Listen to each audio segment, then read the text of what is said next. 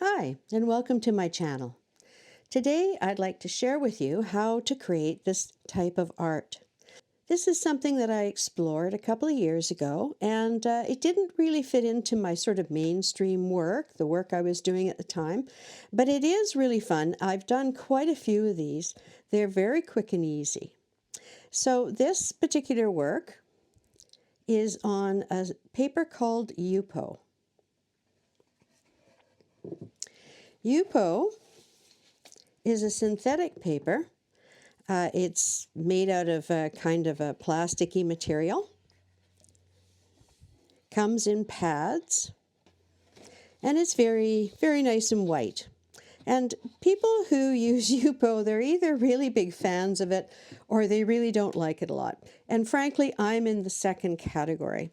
When I try to do watercolor on Yupo, it just runs all over the place. But we're going to talk about how to make that work for us. The second thing that this takes is a stencil. Now, I use my own stencils. I like to cut stencils, and I will link a video up in the corner here to show you my process for doing that, to take a photograph or my own work, take it onto the computer and convert it into a stencil. But you could just as easily use a store-bought stencil. There's all sorts of beautiful stencils out there. And the third ingredient that we need, besides the Yupo and the stencil, is going to be watercolor. So we're going to use watercolor to make this design using the stencil. And there's one more magic ingredient which puts the whole thing together for us. So stick around to the end to find that out. So this is one example of work that I've created this way. And here's another one. And again, I had created a stencil, which you can see fits over here. And using the stencil, I applied the watercolor and the acrylic gel. So this is a really fun process. It's not particularly hard. You don't need to know how to draw. You don't even need to know how to use watercolor particularly well, because it all comes together for you. So let's get started with that. So what makes Yupo kind of special and makes it work for this process is that nothing really sticks to Yupo. And that makes it kind of challenging to use for watercolor and whatnot, because watercolor just pools on the top of it and then dries by evaporation. It doesn't sink into the Yupo at all. But that's also, in this case, the benefit, because it's very easy to wipe the dry watercolor off of the Yupo and get back to pretty close to pure white. Avoid the really nasty staining colors, but other than that, it's very wipeable.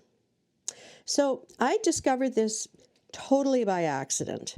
I was fooling around with stencils. This was back in the early days of creating stencils. And I had quite a simple one, and I just wanted to see what would happen if I did various things. Could I wipe it through the stencil? Well, that was a chore. Could I put it on through the stencil? Well, that didn't work out very well because it goes all underneath things, as you'll see in a minute. But then I discovered the magic ingredient, and I'm going to talk about that a little bit more at the end when we put it on. But for now, let's just get started and see how this works. So I'm just going to lightly tape the stencil into place because I don't want it to shift while I'm adding the watercolor to it. And I just have a simple pan of watercolors set up. I take this with me a lot. I use it for plein air and things like that. So they're always kind of available and handy in my studio. So this is some type of a berry bush, and I kind of like to do it with some cool greens, some warm greens. The berries themselves are a little bit darker. I'll use some purples for that, and I might put in a few little warm colors just to give it a little bit of a change of pace. And I'm not going to worry about the fact that it's going to bleed around through the stencil underneath. It doesn't matter. You'll see why in the next step. Okay, so I'm just going to mix up. I'm going to start with the blue or green. And you want to use a fair bit of paint here. Because you do want, after it's finished evaporating, you do want it to show up fairly well. And by the way, to get these paints to activate, I just give them a little bit of a spritz of water and let them sit for a minute. And then I find that they activate quite well. Okay, so I'm just going to pick out a section here and just kind of blob this on. I do want to make sure it goes through the stencil in the different little sections.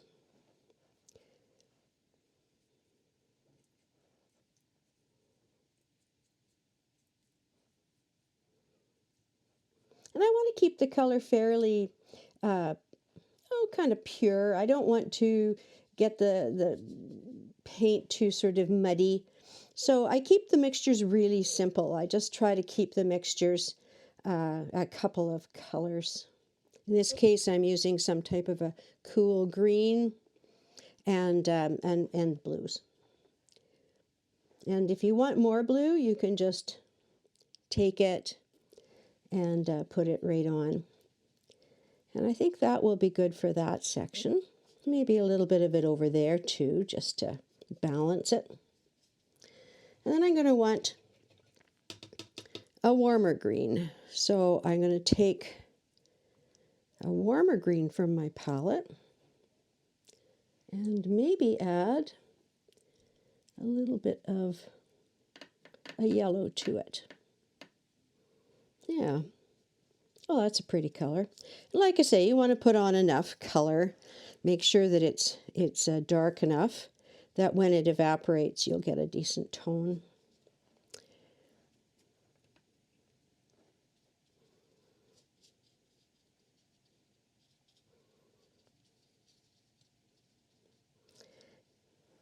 As long as I'm dealing with the same color, I feel it works just fine to work in, into the blue or green with a little bit of the warmer green. But once you cross the color spectrum, you might want to just stay away from that. I am going to add a few little other colors in here as well. Yeah, get some of that blue or green in there too. Okay. I'm going to add a little bit of one of my favorites, which is burnt sienna. I'm going to add a little bit of yellow into that so it doesn't get too carried away. And if any of this is too strong a color, well, you can always just wipe it back. But, it's better if you don't muck with the paint too much. It comes out better if the paint is just kind of thrown on with a certain degree of abandon and not fiddled with too much. I kind of like that. I think I'm going to put a bit more of the brown and just a little bit of a red.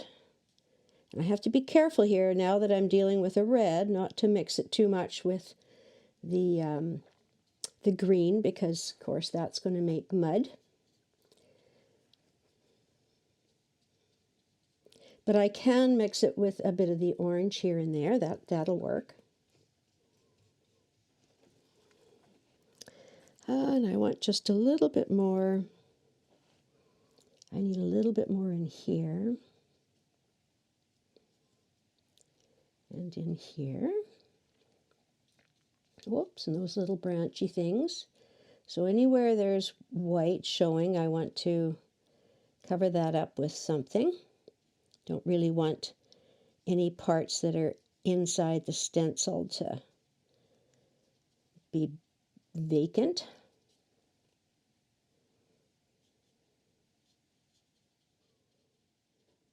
And then I want to put in these berries. Now the berries are going to be quite dark. They're going to be a purple, but I don't want the purple to be too intense. So I'm going to take, I believe this is some Payne's Gray or Indigo. Yeah, that'll be good. So it's quite dark. And actually I'm going to switch to my smaller brush for this. And I'm just going to get into the berries. I actually took this as a photograph and then converted it to a stencil using Photoshop. And I'm kind of a geeky sort of person. I like computers and stuff, hence hence the YouTube channel. So, you know, it works for me to do that. And I have a lot of fun creating my own stencils for various purposes. And I'll leave a link to the video that describes how to do that in the description.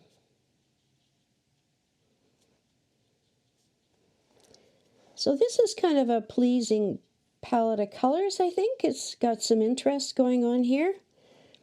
And, you know, one of the things I let go of a long time ago was, what do they call that now?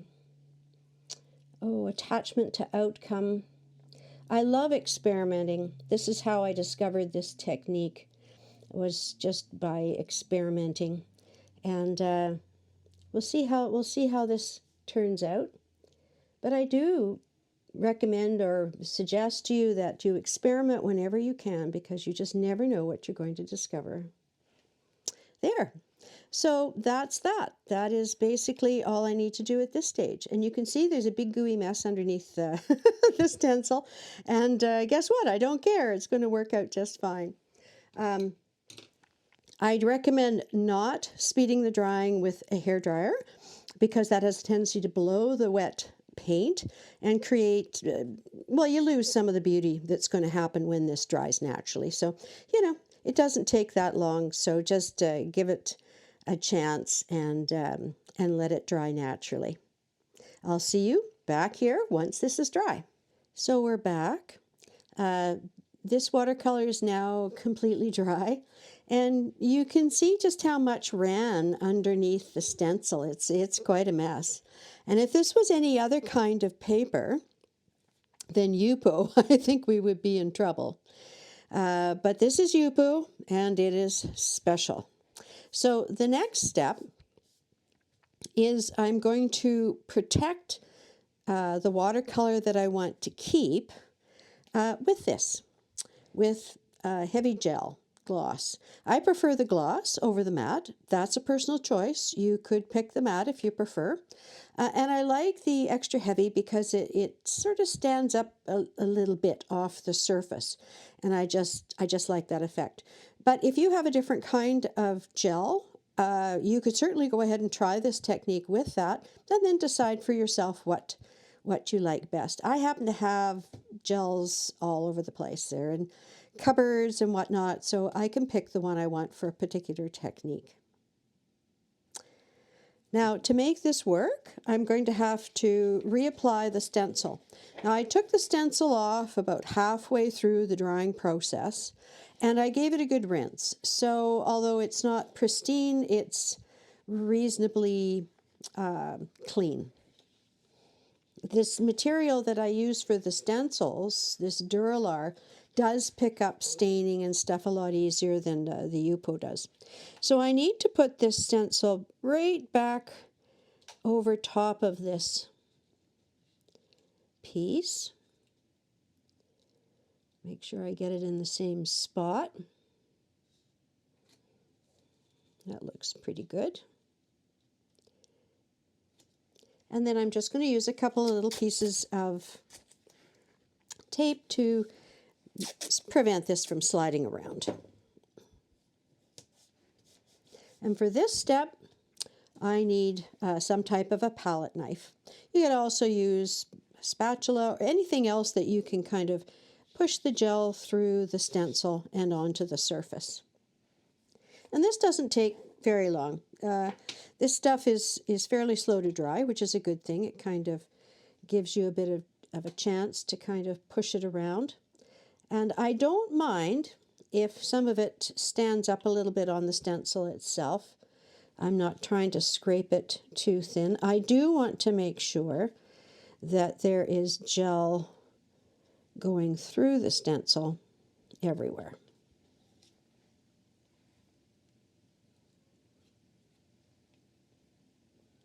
So sometimes it's a good thing to kind of tilt your head this way or that way, just to kind of see if you're actually getting it through the stencil.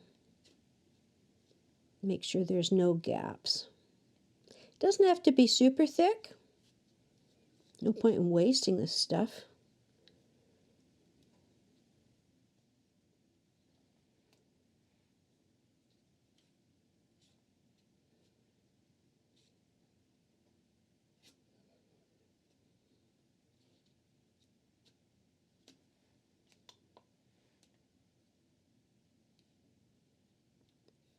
So the purpose of this step is the gel, the acrylic gel, is going to go through the stencil, and it's going to protect the watercolor that's underneath it from the next and final process, which is rinsing the Yupo.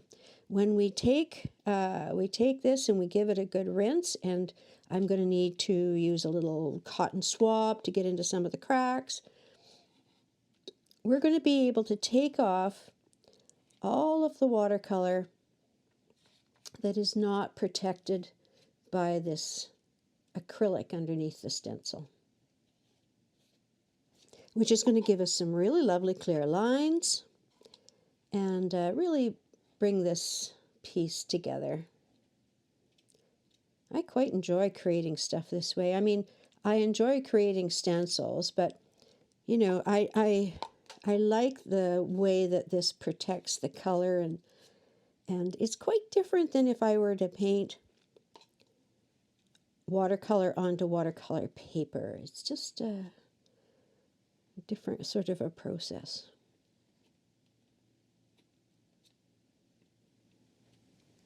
I'm just going to make sure I've got everything kind of covered. Oh, there's a little piece there. Here. And if you've got any extra stuff around the edges, you can take that off. No point in wasting anything.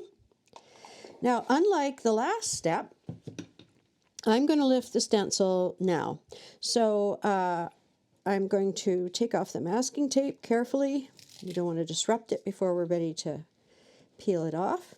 And then you just take off the stencil in one smooth motion.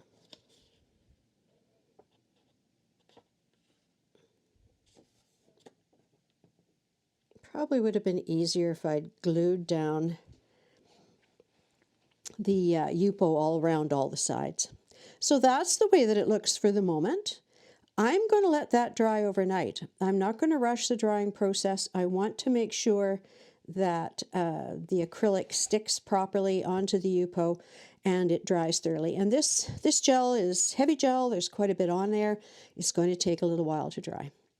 So I'll see you back when this is thoroughly dry. Oh, and by the way, don't forget to wash your stencil. There's quite a lot of goop on it, and you don't want that to dry on the stencil. So the acrylic gel that I put on has dried now. I can actually feel it a little bit. If you used, say, a soft gel, you would still be able to feel it, but it wouldn't be quite so bumpy. So, you know, creative choices. And now comes the magic part. So thank you for sticking with me this far, because it's been kind of like, how do I get there? What is she doing? Now what we're going to do is we're going to get rid of all of the extra watercolor that is not protected by the acrylic gel. So I have a little spray bottle full of water. This is just a, you know, it's actually a lens cleaner spray bottle, and I repurpose these, and I just need to get water on here. I'll give it a good spritz. Start to get the watercolor softened up. Of course, this would not work if you were using something else. If you were using acrylic, it would just all stick on there. But because of the fact that this is the Yupo paper, and the Yupo paper wipes back pretty darn clean, we're going to be able to get off all the watercolor that is not protected by the acrylic that we put underneath the stencil. Now, this is just a little bit of a process. You just have to be patient. You don't want to rub it hard enough to disturb the acrylic, but we do want to start getting off that excess watercolor. And most of the colors, except for the really bad stainers, you know, they come off really, really well. So, you know, when you select your colors, it might be something to think about, you know, what colors you want to use. And make sure they're colors that don't leave a really bad stain. So, you know, when your paper towel gets dirty, get a fresh one that's going to absorb more and it's a little cleaner. And I also have some cotton balls and some Q-tips, which help for getting into some of the spaces that are a little bit thinner. This stencil has a lot of detail, so although I'll be able to get rid of most of it with a paper towel, I will need to get into some of those other areas.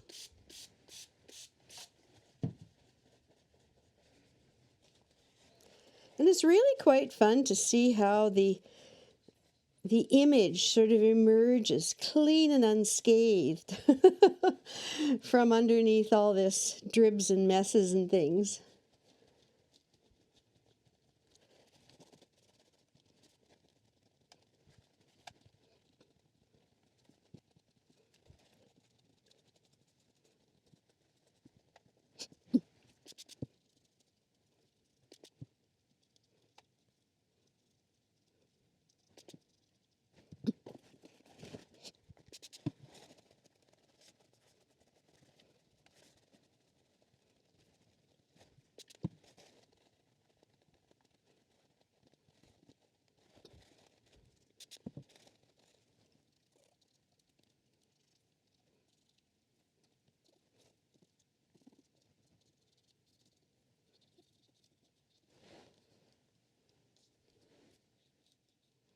There we go.